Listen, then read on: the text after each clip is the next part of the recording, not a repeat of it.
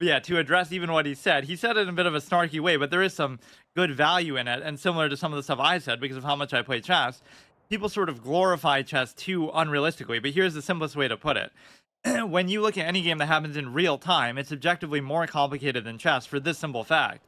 And that doesn't mean that chess is bad or anything like that, or that you shouldn't play it, or that you personally can be the best player at it. All these kind of fallacies and ad hominem that they throw at you, it could just be a choice.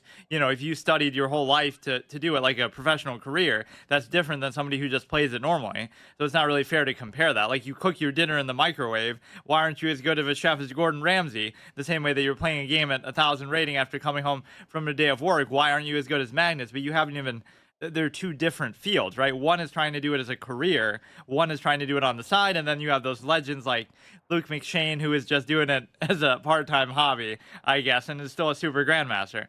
But the point is that they'll point out these figures like, oh, it has 66 billion to an exponent number of positions in chess, right?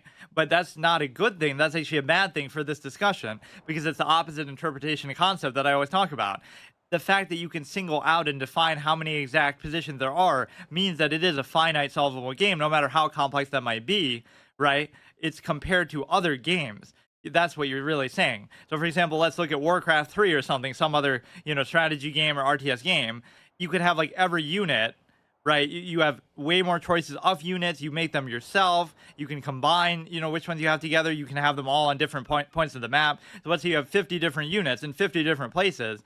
Then not only could those change from second to second, right? The real-time element is what really makes it so infinite. Try to measure those number of positions, or like League of Legends or something. Cho'Gall is on one side of the map, and Kale is on the other side of the map, and like all this kind of stuff. So every inch, this is how ludicrous the comparison is that people would try to glorify chess. You could literally have every character in any game, Fortnite or something, on a different square, a different space of the map. There you go. That's an infinite number of possibilities. So without even combat, killing anybody, movement, any of the mechanics in the game, just have your character in Fortnite stand on one spot. That's one position. Stand on the next spot. Oh, that's one. Like move 1 foot square up, one step up. So have everybody just rotate around in every possible position ever, and that'll be more combinations of positions than chess. And it is actually relevant to the game too because that's part of the strategy of where you're choosing to be. So that part I find kind of silly. Yes, it has a ridiculous number of possibilities, but so does every game. First of all, even like checkers was a lot more difficult to solve than people thought. It took until 2008 to do it, as much as people mocked that. But basically, the point is that, yeah, I don't see why that argument has any value to it.